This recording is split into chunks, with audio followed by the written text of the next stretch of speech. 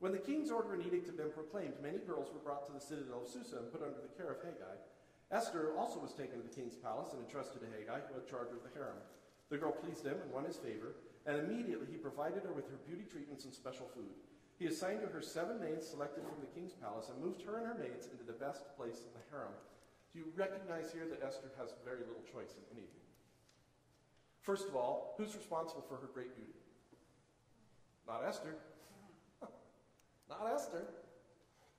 Who's responsible for her coming to see the king? Not Esther. Who's responsible for the fact that she happens to be liked by the eunuch who's in charge of deciding who gets to see the king? She passes the first round of American Idol, if you will. Who made sure that Simon was not the eunuch? Not Esther.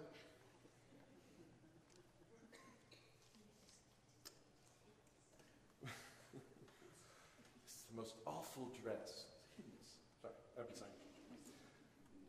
Esther had not revealed her nationality and family background because Mordecai had forbidden her to do so. It says, don't say anything about being a Jew. I don't know why. Every day he walked back and forth near the courtyard of the harem to find out how Esther was and what was happening to her. Now notice his place in this. He just happens to be walking around near the courtyard. Why? Because Esther is there. He loves her. He wants to keep track of her. So he's hanging out around the palace and around the gates and around the courtyard, and this becomes really important. And he would not be doing this had Esther not have been chosen. Right? He would be busy doing whatever it is he normally does.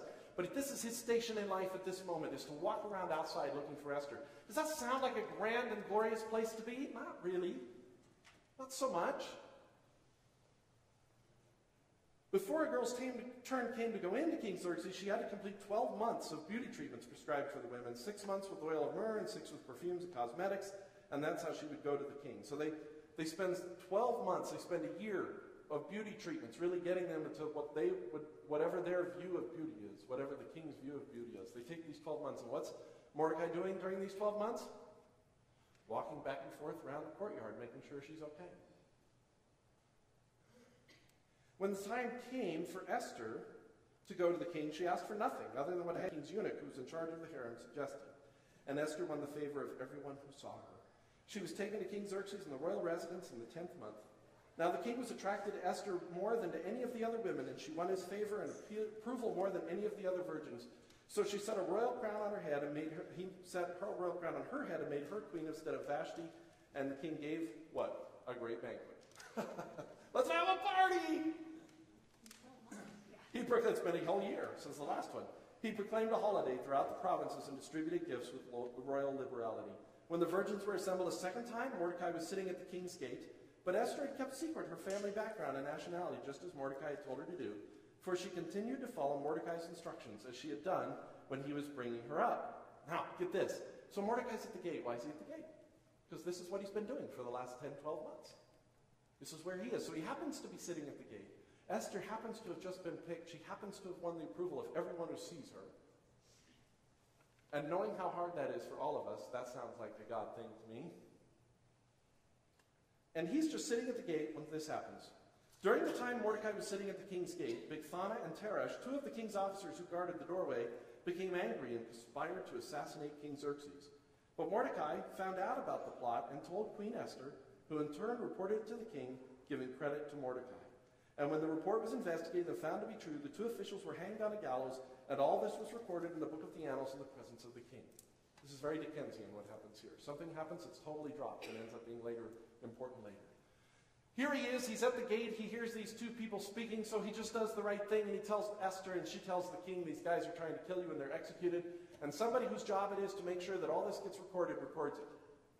But the very next verse, which ought to say, King Xerxes looked at what Mordecai had done and honored him with all honor and made him more important than anybody else in the whole kingdom, does not say that. The next verse says, after these events, King Xerxes honored Haman, son of Hammedatha, the Agagite, elevating him and giving him a seat of honor higher than that of all the other nobles. We don't know why he elevates Haman, but isn't it interesting that this is the kind of decision-making that King Xerxes has? Mordecai has saved his life, and he goes around and honors somebody else. And Mordecai is literally forgotten. At this moment, what's Mordecai thinking? I don't know. A little credit might have been nice. A simple thank you would have been cool. But no, I just still sit here out at the gate wondering how Esther's doing.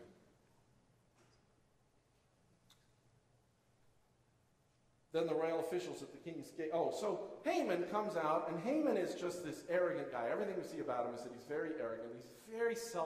He's impressed with his own importance. And now he's just been put above everybody else. So he's walking around, and he walks outside the gate. And Mordecai, who's right there at the gate, so every time Haman comes in and out of the gate, Mordecai refuses to bow. Now let's be clear. Jews in the Old Testament were known to bow to kings in deference. There's nothing that said they couldn't bow. They just couldn't worship a king. But Mordecai refuses even to bow. I think Mordecai just kind of sees what a fool Haman is. Just not interested in bowing before Haman. Mordecai just refuses to do so. This makes Haman very, very angry, because when you're full of your self-importance, the one thing you don't like is someone else who doesn't recognize that. So the officials at the king's gate asked Mordecai, "Why do you disobey the king's command?" Day after day they spoke to him, but he refused to comply.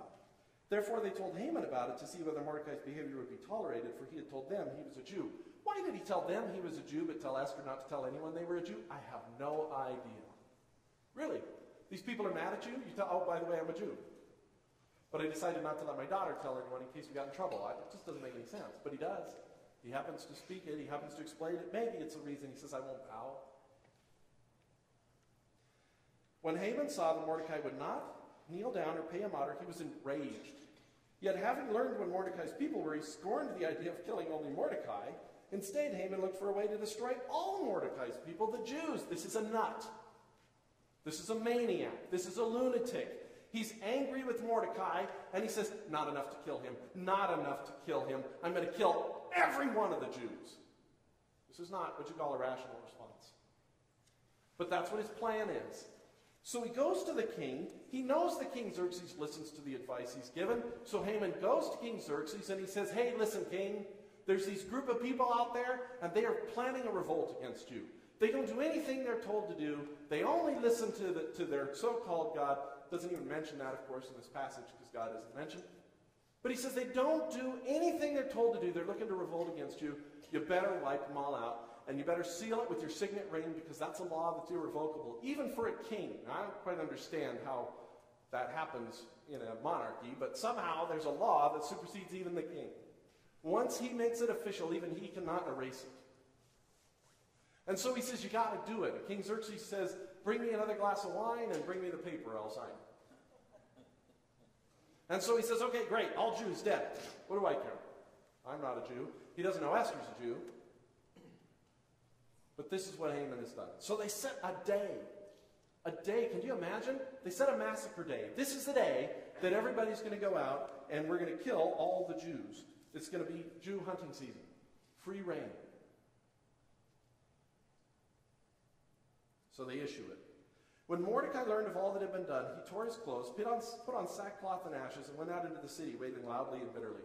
When a Jew puts on sackcloth and ashes and fasts, he's praying. But it never mentions that in this passage. It tells us the actions he does, but again, doesn't bring God into the picture. But I think it's fair to assume that's what's happening. He went only as far as the king's gate because no one allowed in sackcloth was allowed to enter it. In every province to which the edict and order of the king came, there was great mourning among the Jews, with fasting, weeping, and wailing, and many lay in sackcloth and ashes. And I bet you right now Mordecai's thinking, why didn't we leave? Why didn't we leave? Why didn't we return when everyone else went? Why are we still here? What is the point? And I can't leave now because Esther's in the palace. When Esther's maids and eunuchs came and told her about Mordecai, she was in great distress. They come, they say, your father essentially is out here and he's crying and he's mourning and he's wailing and he's weeping. And Esther is the only Jew in the entire province who has no idea why. And Mordecai tells through a servant everything that happened. And he gives them a copy of the actual edict. He says, show it to Esther. And Esther says, I can't. And here's why I can't go talk to the king. He hasn't called me for 30 days. And the rule is if I approach the king without being summoned by him, I will be executed.